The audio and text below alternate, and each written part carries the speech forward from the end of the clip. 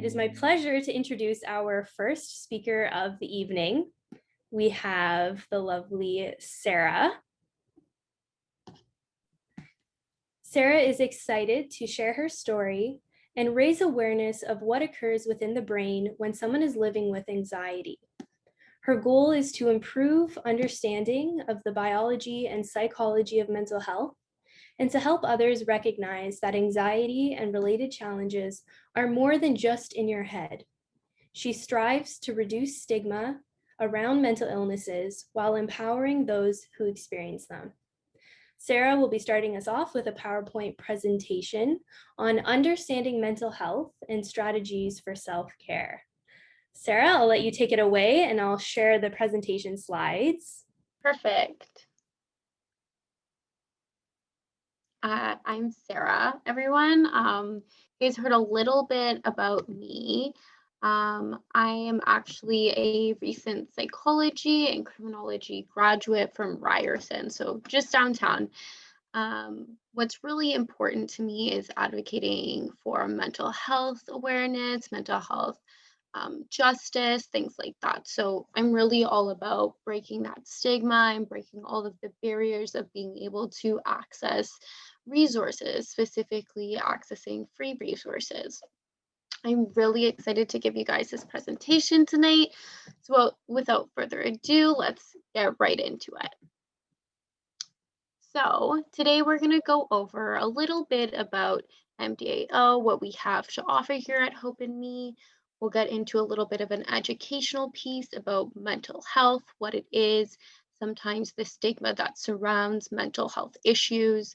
We'll go into a few tips about recovering or self-care on how to improve mental health. We'll go over some thoughts and feelings and behaviors and how they all relate to mental wellness.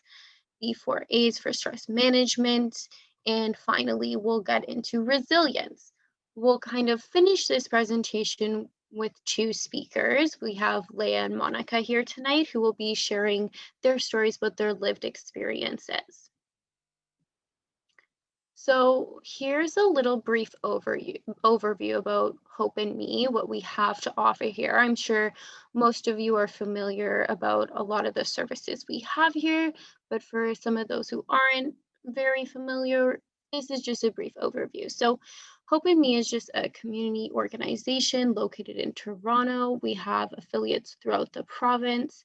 For 36 years, we've been helping individuals and their families who've been facing mental health issues or those supporting those facing mental health struggles. We offer a variety of different services, which we'll hear a little bit about later in the presentation. Our vision and our mission here at MDAO. So our vision is to help people with mood disorders and their families receive the help that they need to recover and lead healthy lives. Our mission is to deliver quality peer support and clinical programs and services, all developed through the lens of lived experience. We offer hope to people and their families living with mood disorders by empowering their recovery.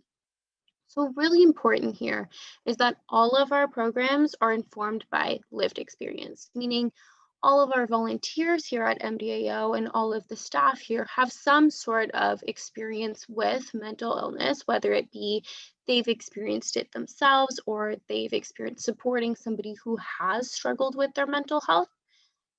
So what we offer here is peer support, and peer support is really about that relationship between the person in need and the volunteers here or the staff here who have also experienced some sort of mental health issue or supporting those who have.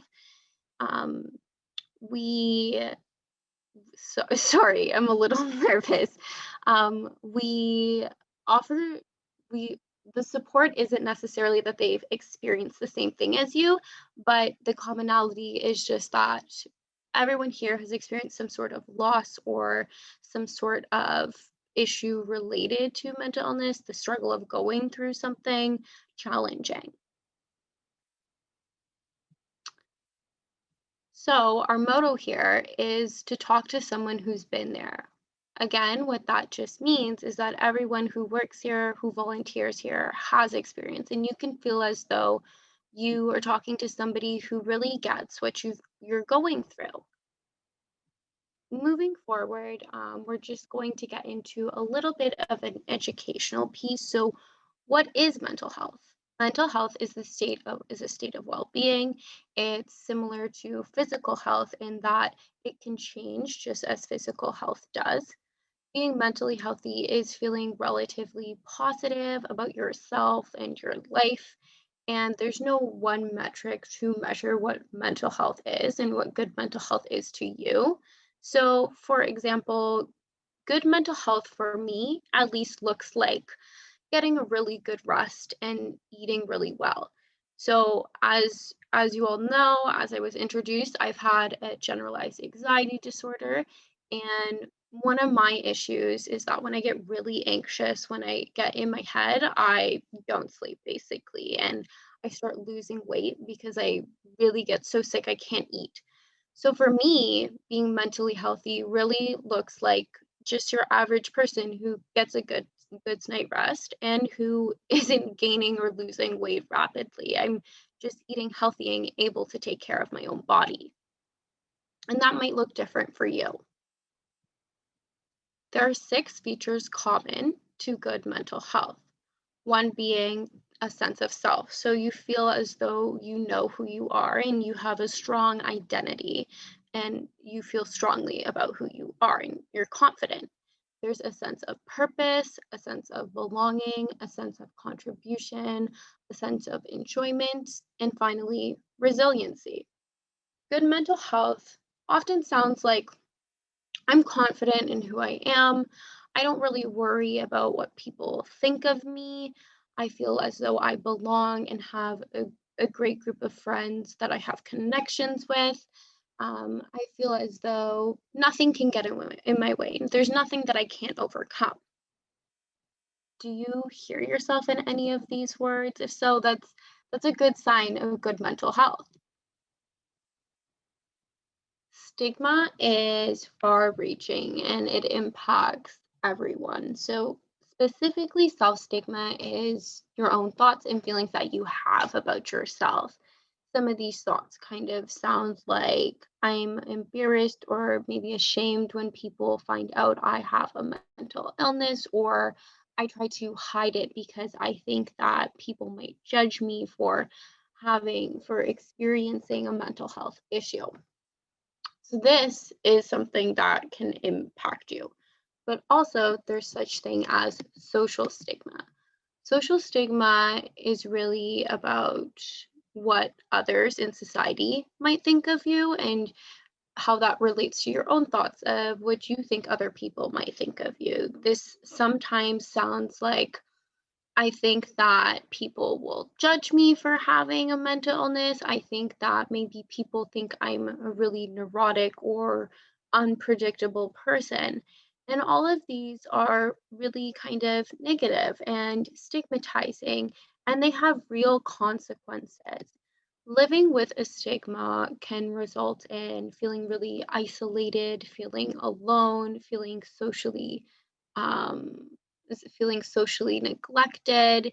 It can feel as though you don't have a support system or anyone you can turn to when you're struggling. It can impact whether you seek resources or not, because you might fear that somebody might find out I have this mental illness and I don't want anyone to know. So it has a really negative impact and a far reaching impact.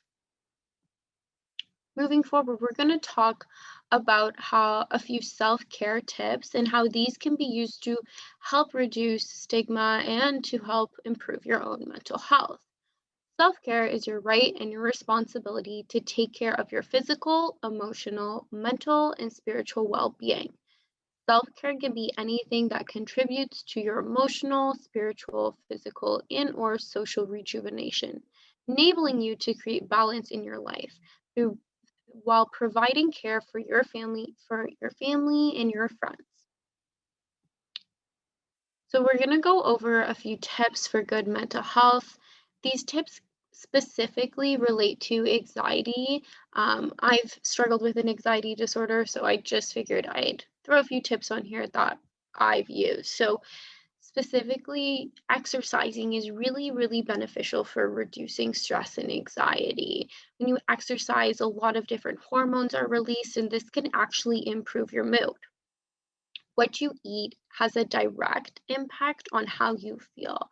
So avoiding high fatty foods or fast foods all the time is really beneficial for reducing anxiety, but also there are foods that you can eat that actually improve or reduce your anxiety. Things like omega-3 fatty acids, walnuts, and flax seeds are all really beneficial foods to eat.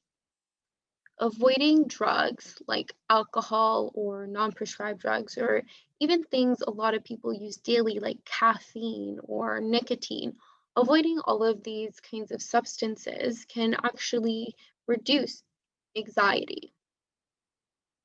Another tip is using relaxation methods. So I specifically love using the Headspace app. I'm not sure if anyone has ever used it. It's just a quick meditation app that is really easy to access. It's free. I like to use it before bed to help me wind down after a really busy day, just so I can get a good rest in. There's also other things like yoga that you can do to reduce anxiety. I actually, in my neighborhood, we have a lot of yoga instructors. So they actually offer free yoga at the park by my house. So on Mondays, on Saturday mornings, and on Wednesdays, I like to try to go to these free yoga sessions. So, I mean, I missed tonight, but that's okay because I'm really happy to be here. Um, but maybe there might be things in your community you don't even know about. Little social things are also really beneficial. I also try to keep to a particular sleep schedule, or I try to adjust my sleep to my own needs. So I like to get into bed around 10 p.m. so I can get a good rest in after I've kind of whirled down using my app. I finally get some rest and I wake up early and I get through my day. I also really like to use a planner. A lot of these things, this big long list looks like there's just so much to do. It might be a bit overwhelming. So honestly, using a planner is really helpful because it helps you kind of manage your time and see where you can fit some of these things in. So your thoughts, your feelings, and behaviors all relate to your mental wellness. Thoughts directly impact how you behave, and how you behave directly impacts how you feel and your emotions. And then it creates this loop where it loops back to your thoughts, and then you're in this constant cycle. So, for example, say I have this thought that I don't really like the way I look. And the way I behave is I wear baggy shirts all the time because I really think I look bad. And this, when I look in the mirror, this makes me feel kind of bad about myself. I look in the mirror and I feel blah, like it kind of just feeds into the cycle where I think, I look bad. I wear a shirt I don't like. I feel bad, and it just goes on. This is kind of called a characteristic bias. Human thinking is subject to a number of characteristic biases. Cognitive restructuring is the process of helping yourself or helping others overcome these biases and think in a more balanced way. So, how we can kind of change this negative thought, I don't like how I look, maybe I actually change my behavior. I go out and I buy a new shirt that I really like and a pair of pants that I think make me look really good. And I look in the mirror and I actually start to feel better. I actually like what I see. And my thoughts start changing about my appearance. I start actually liking the way I look. This is how we can kind of tweak or restructure this cognitive bias to be more balanced. There are, however, unhelpful thinking styles that negatively impact your mental health. So we're going to go over a few unhelpful thinking styles. There's something called all or nothing thinking, overgeneralization, mental filter, discounting the positive, jumping to conclusions, mind reading, fortune telling, magnification, emotional reasoning. So, emotional reasoning is when you assume negative emotions determine the way things are. So, for example, I really love hosting events. I am one of those people that kind of goes a little crazy. I make decorations. I planned weeks in advance of what I'm going to cook, what I'm going to do at this event. So, one time I hosted an event and I had obviously really high expectations for this party I was throwing. And I wanted everyone to have a really great time. So, I spent a lot of time working on this. And the night finally came, and I found myself actually thinking, this isn't really living up to my expectations. And I started feeling really anxious. And how I felt started to affect how I thought the night was. I thought the night was awful. It was a catastrophe. And because of this, I these negative feelings started to color my experience. And that's kind of an example of emotional reasoning. Another unhelpful thinking style is should statements, labeling, personalization and blame, and finally, catastrophe. My favorite thing to do is catastrophic thinking. A lot of people with anxiety do this a lot. I think the worst case scenario will come true. I think it's happening to me. I mean, just the other week, I got my second dose of my vaccine and I was feeling really sick. I mean, just as everyone was probably feeling after their second dose. And I thought, I have a blood clot. I literally convinced myself the worst case scenario was happening to me. I told everyone in my household, please take me to the hospital. I have a blood clot. Worst case scenario, of course, that's happening to me. Even though this obviously was not reality, I did not have a blood clot. I didn't need to go to the hospital. I was completely fine. I mean, women who take birth control every day are at a higher chance of getting a blood clot than me getting a blood clot from this vaccine. So that's just one example of typical catastrophic thinking that is really unhelpful. So usually we start to have these unhelpful thinking styles as a response to stress or a stressful life event. And so now we're going to just go over how to restructure how you can react to stress. So we're going to go over the 4 A's approach to stress management. The first one being avoid unnecessary stress. Learn to say no. This is something I found really helpful personally. I'm one of those people who says yes a lot. I take on a lot of responsibilities all at once, and then I forget to really take care of myself. So, learning to say no is really beneficial because then you can actually manage your time and spend time on some of those self care tips, on taking care of yourself. You can also avoid, whenever possible, people who create a stressful environment for you.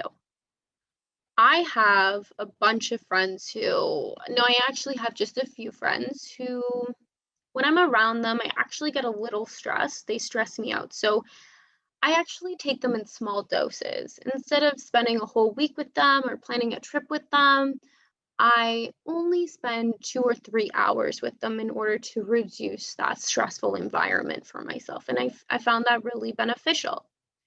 You can also learn to establish a low stress workplace, and you can prioritize your to do list with things that are most necessary to do or the things you should be doing. And you should maybe just drop all of the extra things just so you have time to focus on yourself.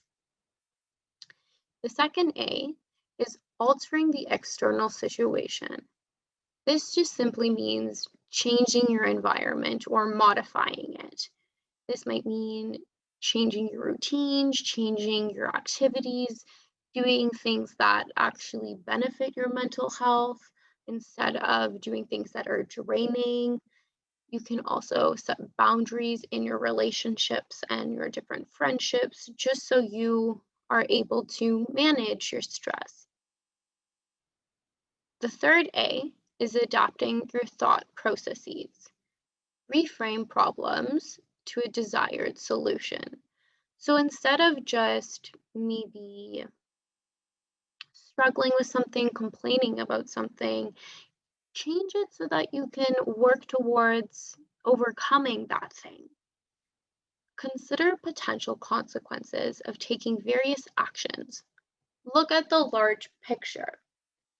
Oftentimes, I think it's really difficult when you're struggling mentally to figure out different solutions or different consequences. So, what I find really beneficial is talking to a trusted partner, a trusted friend, somebody you're really close with, just so maybe you can hear other ideas you didn't even think of before.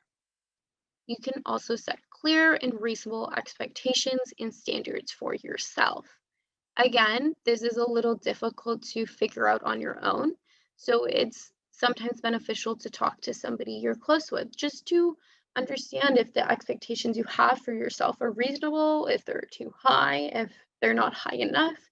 It's really helpful to talk. And finally, the fourth A is accepting things and people you cannot change. Look at challenges as opportunities for personal growth and learning. Share your feelings to help reduce their power over your emotions. And don't try to control the uncontrollable. Having an anxiety disorder, this one is a big one and a hard one to learn. Accepting things that you can't change or are completely out of your control is something that's really difficult to do, but it's something possible if you continuously try to remind yourself, hey, this is not in my control. I can't feel as though it's all my responsibility. Also helpful is learning to forgive and move on. Oftentimes it's really easy to dwell on the past and to ruminate in negative or some sort of experience that you've had before. And you really have to forgive and let go of those things in order to be able to grow and to move forward and to continue reducing and improving your mental health. Important to managing stress is having resilience. Resilience is the process of adapting well in the face of adversity, trauma, tragedy, threats, or significant sources of stress. Resilience is really that bouncing back from difficult experiences.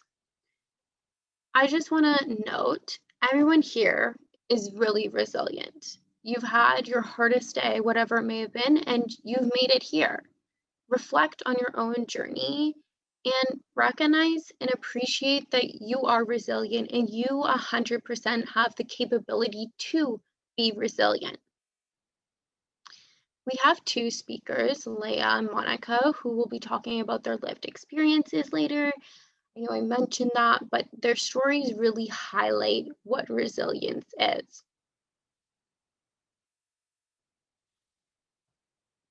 A lot of these tips that we have on how to be more resilient relate to self-care. So, having strong connections, listening to what your body needs, keeping things in perspective, and challenging yourself are all things that can improve your resilience and improve your mental wellness. We have a few closing thoughts here. So, mental illness doesn't discriminate. It affects everyone of every age, of every gender, whatever it may be. You may not know it. You yourself may have experienced a mental health issue, somebody around you has, whether it be your friend, your family. They're bound to have experienced something related to mental health. When individuals don't receive the support or the resources that they need in order to overcome struggles and challenges with mental health, it can have a negative impact on everyone around them, on their community, on themselves. And it doesn't have to be that way because at Hope and Me, you really can talk to someone who's been there. We have a bunch of different peer support programs. The first being drop-in peer support groups. So we have even specialized groups where it's just women's night or just men's night, where we have depression and anxiety groups or bipolar disorder groups, things like that. We also have drop-in one-on-one support that you can do over the phone or in person. You can just quickly sign up online. We have a warm line, which offers non-crisis support where they can direct you to resources, or they can also provide one-on-one support. We have a few testimonials here of clients who have actually used the peer support programs, and they've found it beneficial. One person said, "I can honestly say that I've never felt more listened to or realized that I'm not alone." Another person said, "The group has been a real blessing, especially with all the forced isolation. It's a nice mix of people and they're a steady group of regulars." So a lot of people have found these groups really beneficial. Aside from peer support, we also have other services. We have awareness, education, and training, family and youth clinical support, and recovery programs. Most importantly, all of our services and resources are free. So you don't have to worry about how you can afford to access these things because they're all accessible to you. If you have any questions, if you need any more information, we have our phone number here, we have our email here, we have our website that has a lot more information if you need. Thank you guys for coming and listening to this presentation. I hope it was beneficial and I hope you learned something or at least had a good time. Thanks. Great job, Sarah. Thank you. Yes, thank you so much for sharing that information and shedding some light on the experience of anxiety and your experience. And just as you mentioned, we're going to get right into some personal stories and speeches now from our other panelists that will touch on resilience and recovery and healing. I'm happy to introduce our next speaker, Leah. Leia is a certified public accountant who lives and works in Toronto. She has a keen interest in mental health and has lived experience of its challenges. Leia enjoys being active and building community connections. She is also a cat enthusiast and loves music. Topics Leia speaks on include mental health in a professional environment, trauma, anxiety, wellness, and self-care. Her speech tonight is titled CAT. Leia, I'll let you take it away now. Thank you. If I ask you to describe your typical day, what does your typical day look like?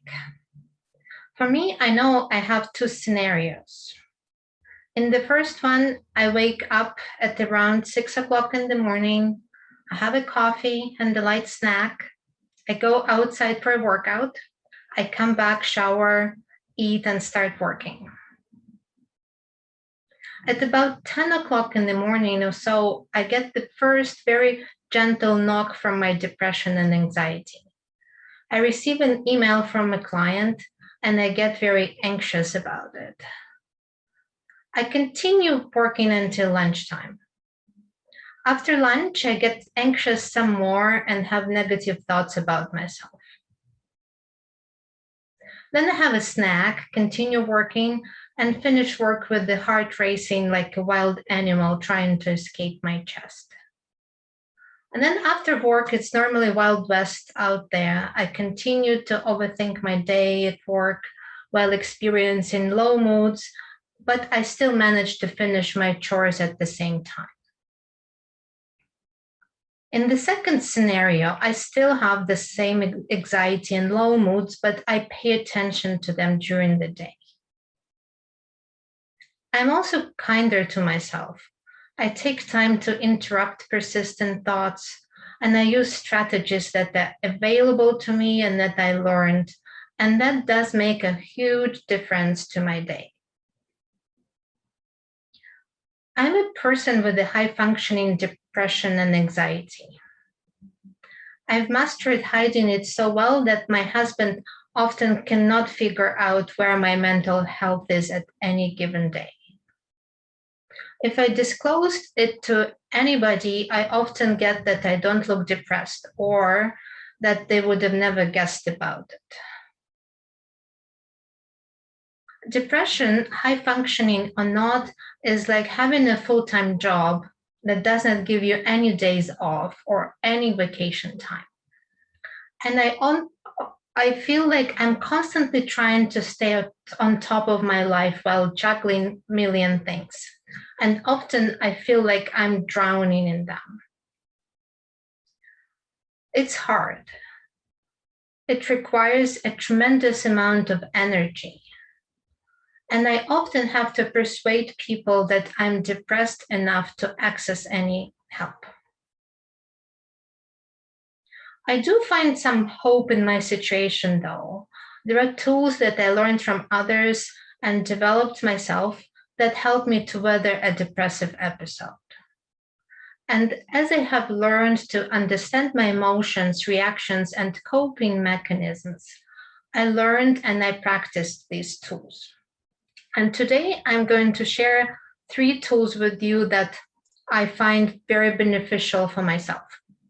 And since I'm a big time CAT enthusiast, I would like to introduce this acronym, CAT, which stands for cutting out, anticipation, and therapy. The first one is cutting out. I've been really working on the power of saying no to things. I found that it helps me to focus on some items that are really important for me. And it doesn't allow to overwhelm myself with commitments and responsibilities. Before, sometimes I felt like I really had to say yes, even though I knew I would hate doing something or that would make me really miserable about it. I also learned that saying no to some things actually means that I say yes to other things. And some other things could even mean that I would like to stay alone or I would like to rest.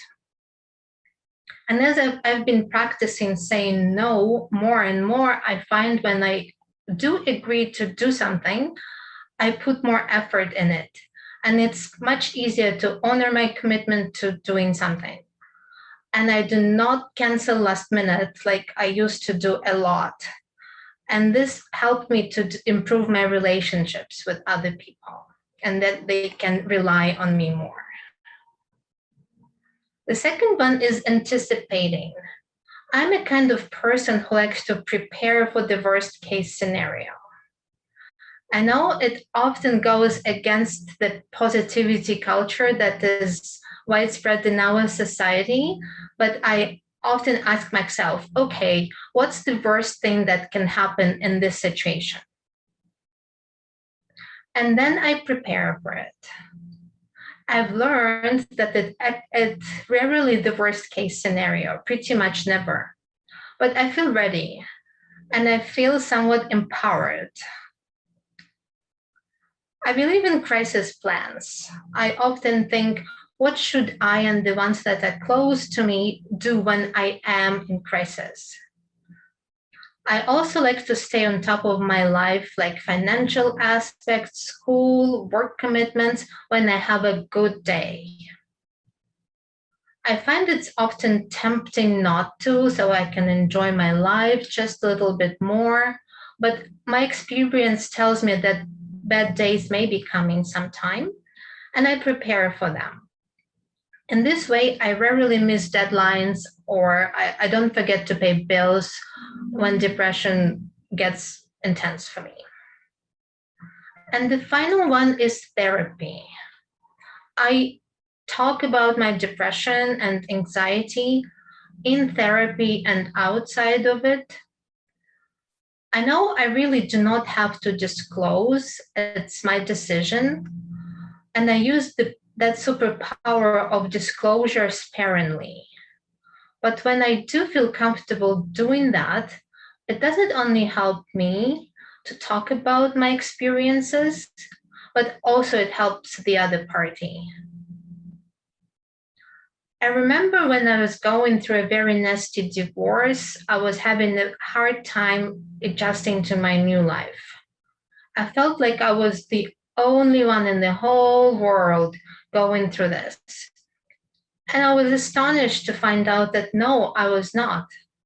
There were people very close to me who've been through the same thing. Those kinds of experiences are very isolating. And the same is with depression, anxiety, and any mental health illness. They are the loudest in long silences. And when the silence is broken, life slowly returns.